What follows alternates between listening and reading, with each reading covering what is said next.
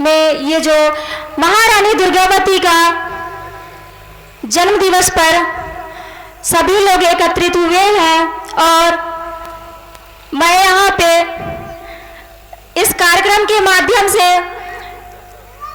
बहुत कुछ सीखने के लिए आई हूँ। तो मैं सीख रही हूँ और जो कुछ भी मेरे से जो भी गलतियाँ होंगी तो आप लोग क्षमा करेंगे, क्योंकि मैं यहाँ अनूपपुर से आई हूँ और हमारे मुख्य अतिथि संगीता दीदी आई है और वैशाली दीदी। तो मैं उनसे बहुत दिन से मिलने की इच्छा हो रही थी, इसलिए मैं यहाँ पे आई हूँ। और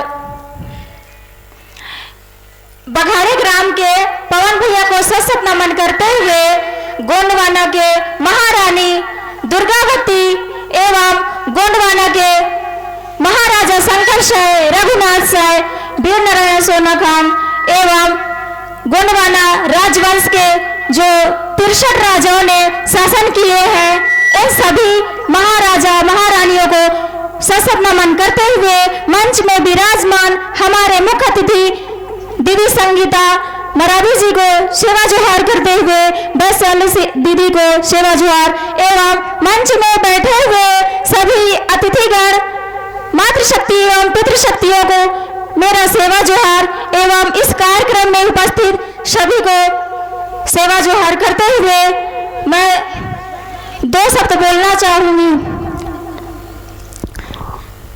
जागो गोंडवाना के वीरों जागो, जागो गोंडवाना के वीरों जागो, अब सोने का वक्त नहीं है। जागो गोंडवाना के वीरों जागो, अब सोने का वक्त नहीं है। जो गोंडवाना के लिए काम ना करे वह गोंडवाना का रक्त नहीं है, वह गोंडवाना का रक्त नहीं है।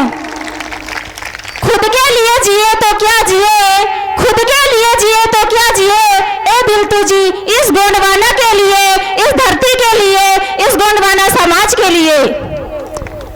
मैं उन लोगों के लिए बोली हूँ क्योंकि अधिकतर देखने को मिल रहा है जो नौकरी में रहते हैं और उन लोग अपना मूल मंत्र नहीं बोलते हैं। सेवा जोहार जय सेवा कहने में उन लोग संकोच करते हैं, क्योंकि हमारे ये जो गोंडवाना है ये सिर्फ गोंड का नहीं, इस धरती का नाम है गोंडवाना।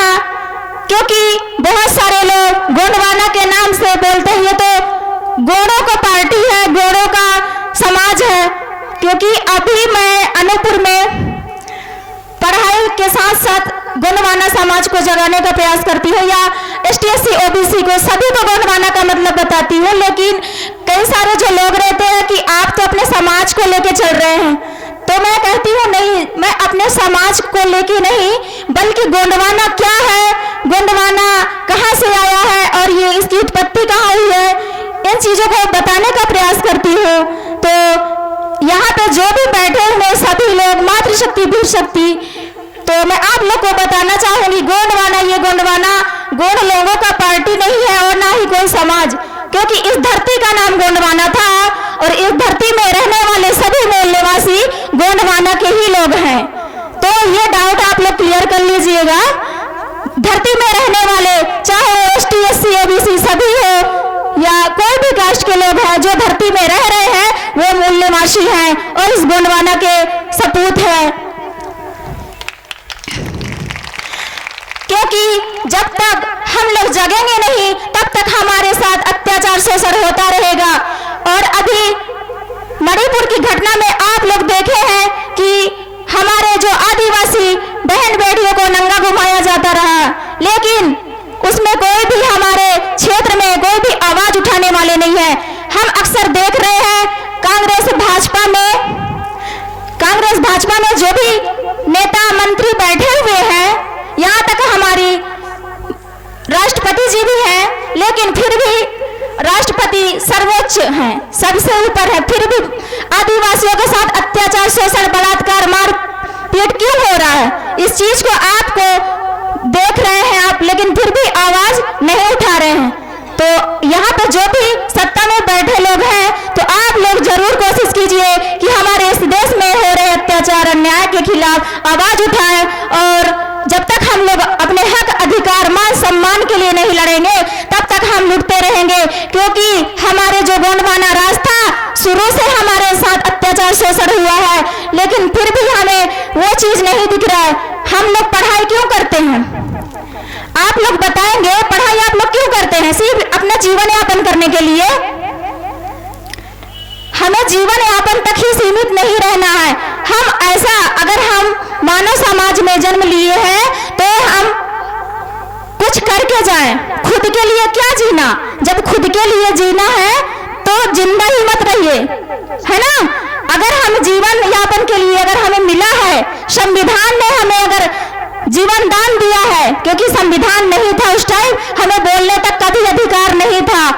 बाबा साहब अम्बेडकर ने जब संविधान कंप्लीट करके जब लागू हुआ, हमारे हाथ में सौंपे कि इस देश के मूल निवासियों का जीवन यापन के लिए बेहतर से बेहतर, अच्छे से अच्छा जीवन यापन कर सके। क्योंकि जब सब भारत का संविधान नहीं था उस टाइम हमें थूकने तक का भी अधिकार नहीं था, हम कहीं भी जा नहीं आ सकते थे, हमको पढ़ने लिखने का भी अधिकार नहीं था।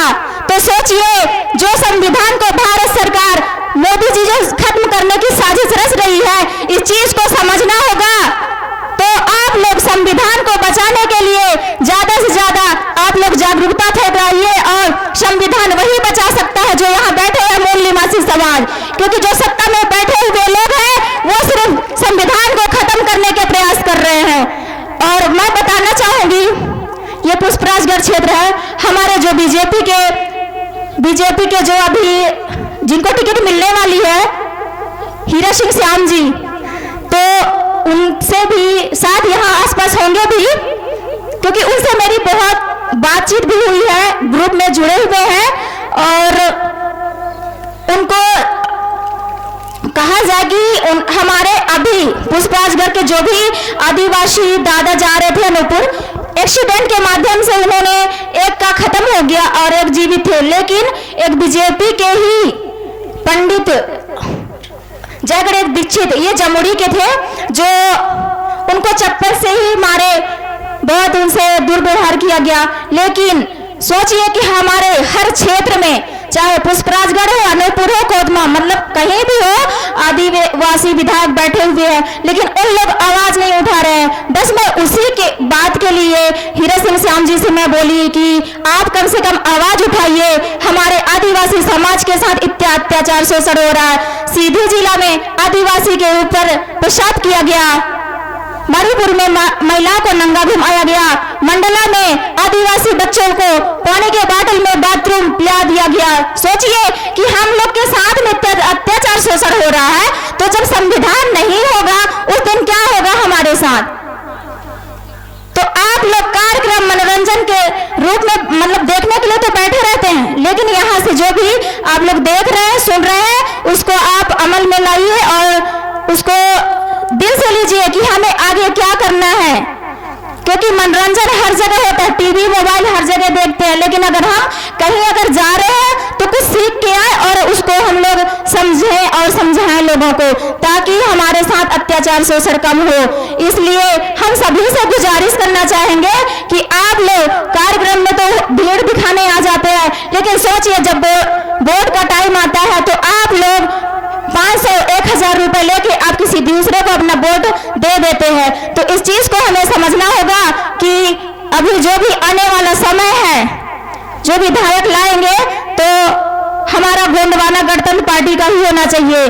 क्योंकि जब तक गोंडवाना गणतंत्र पार्टी नहीं आएगी तब तक हमारे समाज का रक्षा नहीं होगा। और अभी उमरिया जिले में जो भी कांड हुआ है, सोचिए शासन प्रशासन आदिवासियों को खत्म करने की साजिश में है, तो कुछ ना कुछ गलतियां निकाल के हमें दोषारोपण किया जाता है, जबकि हमारी गलती नहीं होती है। हम इस देश के मालिक हैं। आप लोग नौकर बनने के लिए पढ़ाई करेंगे, अगर जब तक आप नौकरी के लिए पढ़ाई करेंगे तब तक इस देश में, इस समाज में सिर्फ नौकर ही पैदा लेंगे, नौकर ही पैदा लेंगे। इसलिए हमें पढ़ाई करना है एक राजा रानी बनने के लिए। राजा रानी बनने के लिए आप अपने बच्चों को ज्यादा से ज्यादा शिक्षा दीजिए, क्योंकि जब हमारे बुजुर्ग हमारे समाज में दादा लोग जो हमें जैसा संस्कार देते हैं वैसा ही हम लोग सीखते हैं।